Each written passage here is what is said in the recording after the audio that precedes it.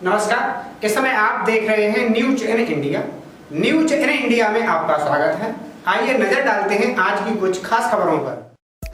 नई दिल्ली में इजरायली दूतावास के पास आज शाम एक बम विस्फोट हुआ। ये धमाका कम तीव्रता वाला था। ब्लास्ट में किसी के हताहत होने की खबर नहीं है। धमाके की खबर मिलते ही वरिष्ठ अधिकारी और फॉरेंसिक टीम मौके पर पहुंच गई, जांच में जुट गई हैं। धमाके के बाद सुरक्षा एजेंसियां सतर्क हो गई हैं और इलाके को पूरी तरह से सील कर दिया गया है। इस बीच विदेश मंत्री एस जयशंकर ने इजरायल के विदेश मंत्री से बात की है। एस जयशंकर ने ट्वीट कर कहा है कि इजरायली दूतावास के बाहर हुए धमाके के बारे में इजरायल के विदेश मंत्री गाबी अशकेनजी से बात की। हम इसे गंभीरता से ले रहे हैं। दूतावास और इजरायली राजनयिकों की सुरक्षा का आश्वासन दिया है। मामले की जांच की जा रही है। दोषियों का पता लगाया जा रहा है। कॉल यही थी कि बम ब्लास्ट हुआ है, वहाँ पहुंची। अच्छा, तो कोई नुकसान हुआ है क्या? नुकसान का हमें नहीं पता। शीशे तीन गाड़ियों के शीशे टूटे हैं, वो हमने नंबर ले रखी। तो आपके पास ब्लास्ट की कॉल थी? ब्लास्ट की। फिरोजाबाद जिले के सिकोहाबाद रेलवे स्टेशन पर रेलवे विभाग के डीआरएम विवेक चंद्रा 9 बजे अचानक रेलवे स्टेशन पर पहुंचे। विशेष ट्रेन से आए डीआरएम ने स्टेशन पर करीब 1 घंटे रुककर ऑफिस से लेकर सभी का बारीकी से निरीक्षण किया। सिकोहाबाद रेलवे स्टेशन पर स्थानीय लोगों ने रेलवे स्टेशन पर सुलभ शौचालय बंद होने की शिकायत की। वहीं प्लेटफार्म पर महिलाओं के लिए पेशाब घर न होने से महिलाओं को खुले में जाना पड़ता है, इसकी भी शिकायत की। और वहीं स्थानीय लोगों ने नीम खेरिया पर अंडरपास बनवाने की मांग की, क्योंकि करीब 2 दर्जन गाँव के नागरिकों को वहां से निकलने में काफ़ी परेशानी होती है।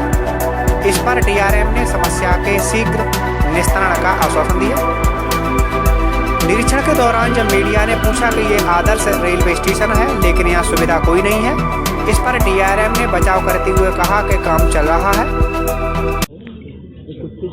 काम का जायजा ले रहा हूँ, कई काम चल रहे हैं, इंडिकेटर बोर्ड लग रहे हैं। जैसे आपने पूछा था कि आधा स्टेशन बनना है, उसमें क्या क्या प्रगति है वो देख रहा हूँ। उसके बाद इसमें कार्रवाई की जाएगी कि जिससे कि जल्दी से कार्य आगे बढ़े और इम्प्रूवमेंट आए। सर, ये मॉडल स्टेशन भी है लेकिन अभी तक मॉडल स्टेशन नहीं बन पाया जी। पिछले 1 साल तो आप देख ही रहे हैं, कोरोना में काफ़ी डिले हो गई है, लेकिन धीरे धीरे सब चीज़ें इम्प्रूव हो रही है, वापस खुल रहा है और हमारी कोशिश रहेगी कि जल्दी से जल्दी पूर्ण हो जाए। सर, हमारी सरकारें महिला सशक्तिकरण के लिए पूर्ण रूप से कार्य कर रही हैं, लेकिन रेलवे स्टेशन पर पश्चिमी केबिन की तरफ कहीं भी महिलाओं के लिए टॉयलेट नहीं है। महिलाएं ट्रेन के लिए आती वेटिंग करती हैं। तो मैं देखता हूँ, दिखवाते हैं, कोई ना कोई अरेंजमेंट करते हैं। सर, कब तक ट्रेनें संचालन सही रूप से होने लगेंगी देश की? देखिए, अभी भी खतरा तो टला नहीं है जी। धीरे धीरे ट्रेनें बढ़ रही हैं एंड उम्मीद यही वो है कि दूसरी चीज़ सर, ये टुंडला से दिल्ली के लिए एक पैसेंजर ट्रेन चलाई गई है, जबकि हमारे यहाँ शुराबाद से काफ़ी यात्री निकल के जाते हैं। उनके लिए दिल्ली के लिए ऐसी कोई ट्रेन नहीं है जो दिन में वहाँ तक दिल्ली तक उनको सुविधाजनक पहुँच सकेगा। तो इससे अगर ये टुंडला वाली ही शुराबाद से चालू करा दी जाए तो ज़्यादा बेटर रहेगा। बजट सत्र की शुरुआत से पहले प्रधानमंत्री नरेंद्र मोदी संसद परिसर में मीडिया से रूबरू हुए। प्रधानमंत्री ने कहा कि भारत के उज्जवल भविष्य के लिए ये दशक बेहद महत्वपूर्ण है। उन्होंने ये भी कहा कि आजादी के दीवानों ने जो सपने देखे थे, उन सपनों को पूरा करने के लिए देश के सामने एक सुनहरा अवसर है। प्रधानमंत्री ने कहा कि सरकार संसद में हर विषय पर चर्चा के लिए तैयार है। उन्होंने सभी सांसदों से सहयोग की अपील की। नमस्कार साथियों,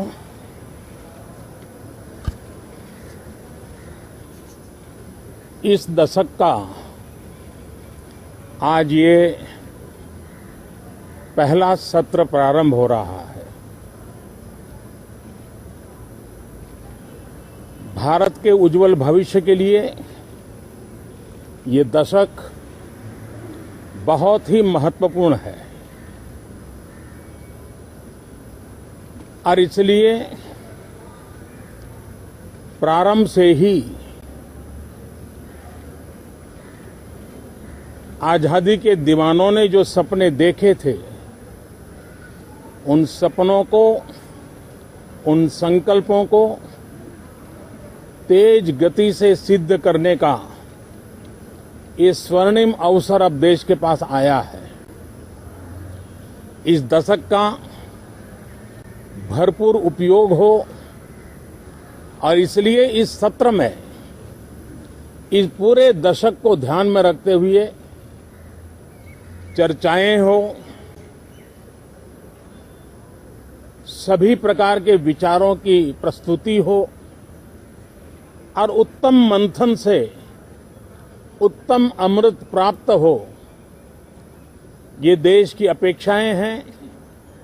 मुझे विश्वास है कि जिस आशा और अपेक्षा के साथ देश के कोटि कोटि जनों ने हम सबको संसद में भेजा है, हम संसद के इस पवित्र स्थान का भरपूर उपयोग करते हुए लोकतंत्र की सभी मर्यादाओं का पालन करते हुए जन आकांक्षाओं की पूर्ति के लिए अपने योगदान में पीछे नहीं रहेंगे, ये मुझे पूरा विश्वास है।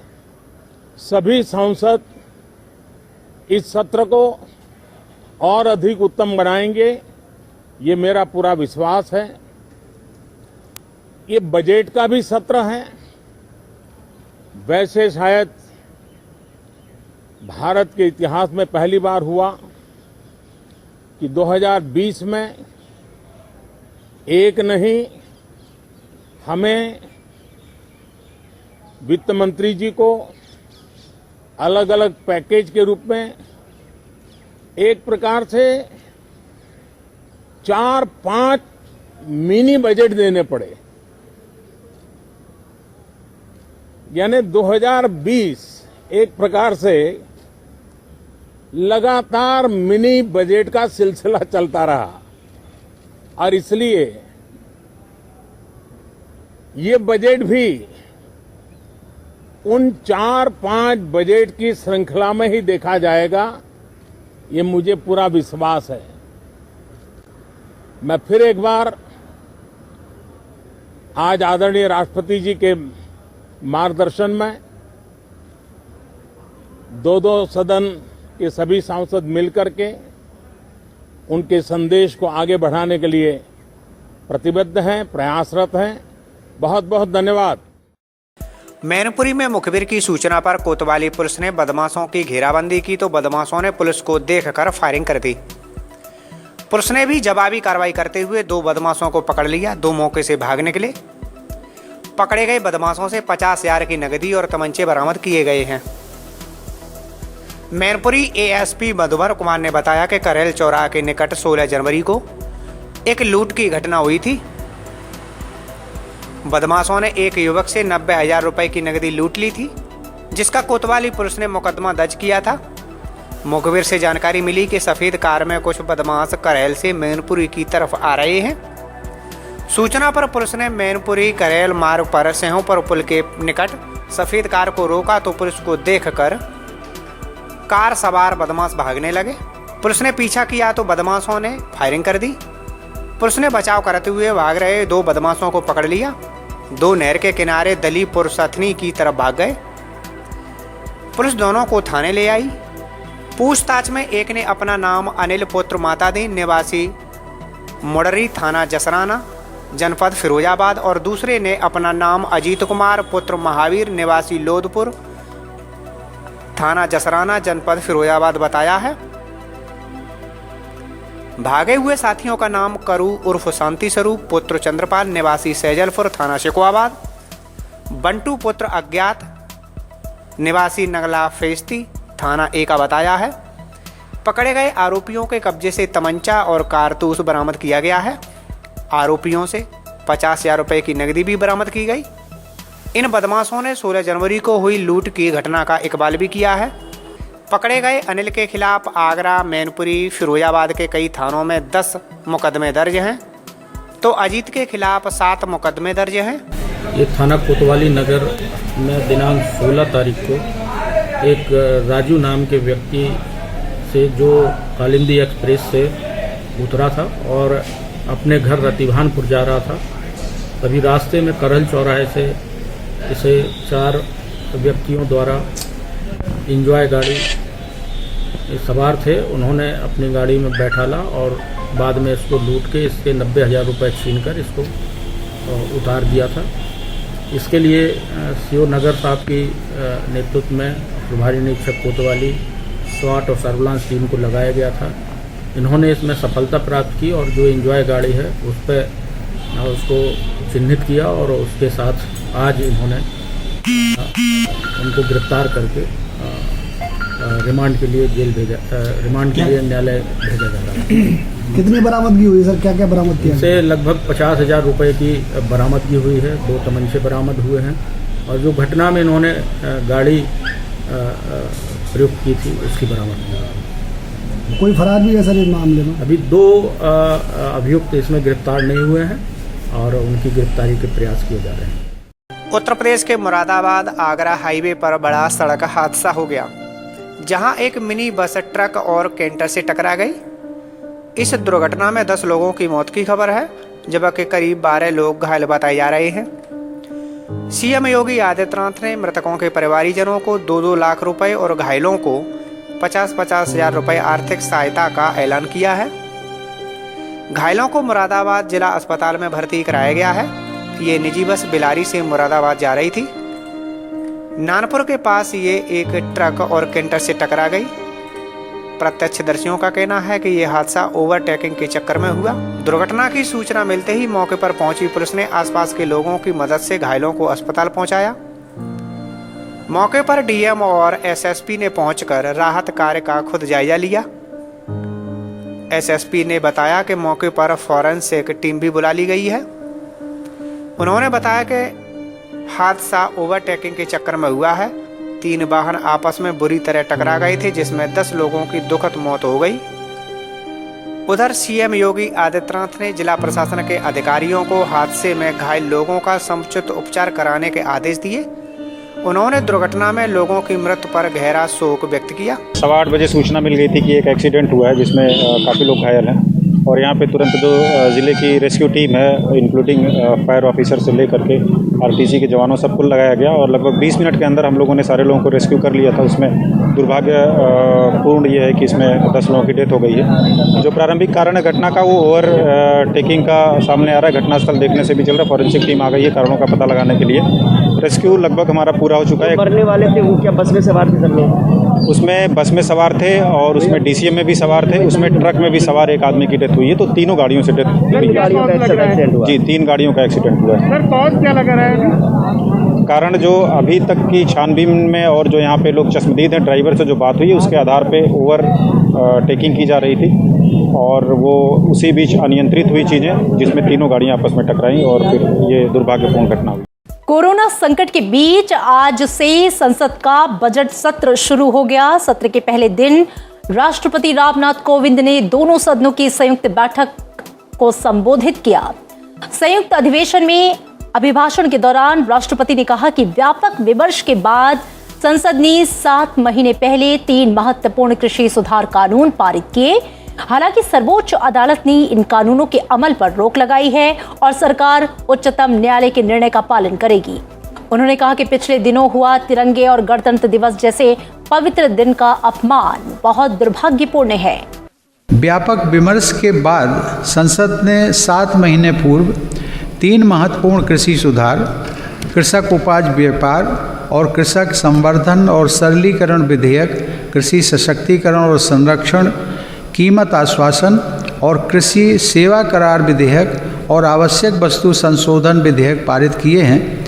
इन कृषि सुधारों का सबसे बड़ा लाभ भी 10 करोड़ से अधिक छोटे किसानों को तुरंत मिलना शुरू हुआ। लोकतंत्र और संविधान की मर्यादा को सर्वोपरि रखने वाली मेरी सरकार इन कानूनों के संदर्भ में पैदा किए गए भ्रम को दूर करने का निरंतर प्रयास कर रही है। लेकिन पिछले दिनों हुआ तिरंगे और गणतंत्र दिवस जैसे पवित्र दिन का अपमान बहुत दुर्भाग्यपूर्ण है। राष्ट्रपति ने इस बात पर भी खुशी जताई कि आजादी के 75वें वर्ष की तरफ बढ़ते हुए देश ने संसद की नई इमारत का निर्माण शुरू कर दिया है। उन्होंने कहा कि नए संसद भवन के बनने से अपने संसदीय दायित्वों को निभाने में हर सदस्य को अधिक सुविधा मिलेगी। हमारी संसद लोकतंत्र में देशवासियों की बढ़ती हुई भागीदारी और नए भारत की आकांक्षाओं की पूर्ति का एक महत्वपूर्ण माध्यम है। पहले की सरकारों में तथा संसद के सदनों में ये बात उठती रही है कि संसद की यह इमारत हमारी वर्तमान आवश्यकताओं को पूरा करने में अपर्याप्त सिद्ध हो रही है। संसद की नई इमारत को लेकर पहले की सरकारों ने भी प्रयास किए थे। यह सुखद संयोग है कि आज़ादी के 75वें वर्ष की तरफ बढ़ते हुए हमारे देश ने संसद की नई इमारत का निर्माण शुरू कर दिया।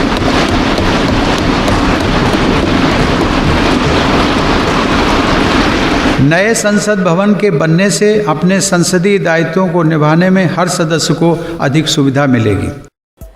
हरियाणा में मनोहर लाल खट्टर की अगुवाई वाली भाजपा सरकार ने राज्य के सभी 22 जिलों में से 17 जिलों में इंटरनेट सेवा पर रोक लगा दी है। हालांकि 5 जिलों में इंटरनेट सेवा अब भी चल रही है। सोनीपत, पलवल, झज्जर में पहले ही इंटरनेट सेवाओं पर रोक लगाई गई थी। आज जिन 14 और जिलों में इंटरनेट सेवा रोकी गई है उनमें अम्बाला, यमुनानगर, कुरुक्षेत्र, करनाल, कैथल, पानीपत, हिसार, जींद, रोहतक, भिवानी, चरखी दादरी, फतेहाबाद, रेवाड़ी और सिरसा जिले शामिल हैं।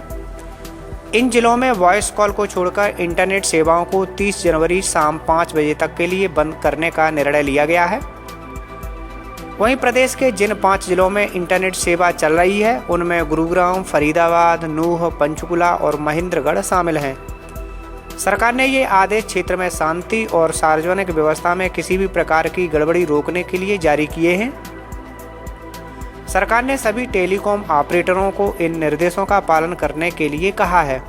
जानकारी के मुताबिक राज्य सरकार ने SMS, व्हाट्सएप, फेसबुक, ट्विटर जैसे विभिन्न सोशल मीडिया माध्यमों से दुष्प्रचार और अफवाहों का प्रसार रोकने के लिए इंटरनेट सेवाएं बंद रखने की अवधि अगले 24 घंटे और बढ़ाने का निर्णय लिया है। आपको बता दें कि गणतंत्र दिवस पर दिल्ली में किसानों के हिंसक प्रदर्शन के बाद हरियाणा सरकार ने शांति व्यवस्था भंग होने से रोकने के लिए सोनीपत, झज्जर और पलवल तीनों जिलों में मंगलवार को ही मोबाइल इंटरनेट सेवाएं निलंबित कर दी थी। सिकोहाबाद की मातुर वैश्य धर्मशाला पथवारी मंदिर के पास अखिल भारतीय मातुर वैश्य महासभा की 133वीं जयंती समारोह के उपलक्ष्य में एक कन्या प्रियंका के विवाह का आयोजन किया जा रहा है। प्रियंका की शादी आगरा के बाह निवासी नीरज गुप्ता से तय हुई है। आज कार्यक्रम में मेहंदी की रस्म अदा की गई। मेहंदी रस्म के दौरान महिलाओं और युवतियों ने डांस कर माहौल को गर्मजोशी से भर दिया।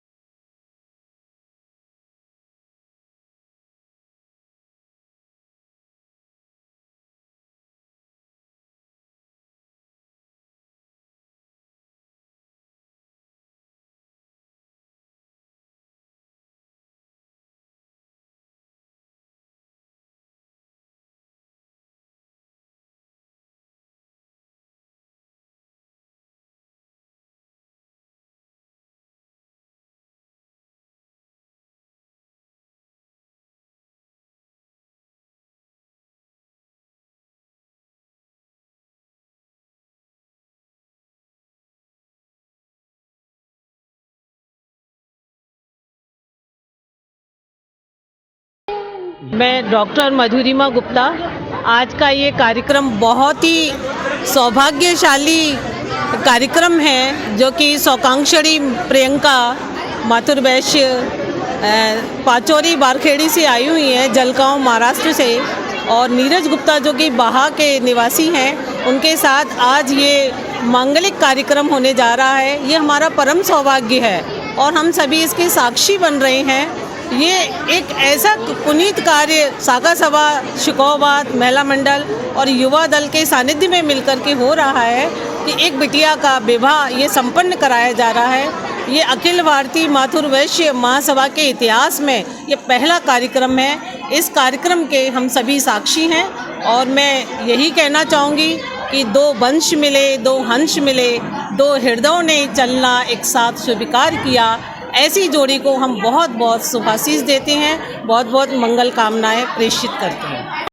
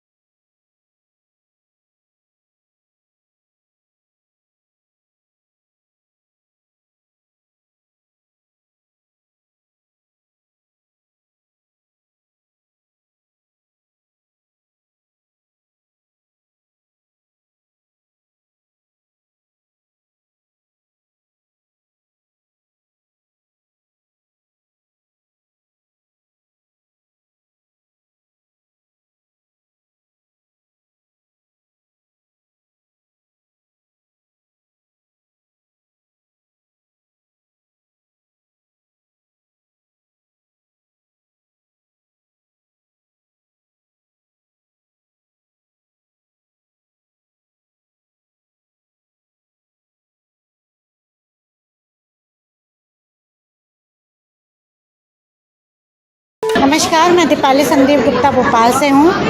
अखिल भारतीय माथुर वैश्य महासभा जयंती के उपलक्ष्य में शुखावास शाखा सभा ने आज प्रियंका और नीरज को परिणय सूत्र में बांधने के लिए कार्यक्रम प्रारंभ किया है। आज यहाँ हल्दी और मेहंदी का कार्यक्रम है। बच्ची पाचौरा से है और ये हम लोगों का और हमारे समाज का सौभाग्य है कि हम इस कार्यक्रम को इतने सुंदर ढंग से किया जा रहा है। जैसे हमारे घर में हमारी बेटी की शादी है, ऐसे शाखा सभा इस विभाग को कर रही है। इसके लिए शाखा सभा, महिला मंडल, युवा दल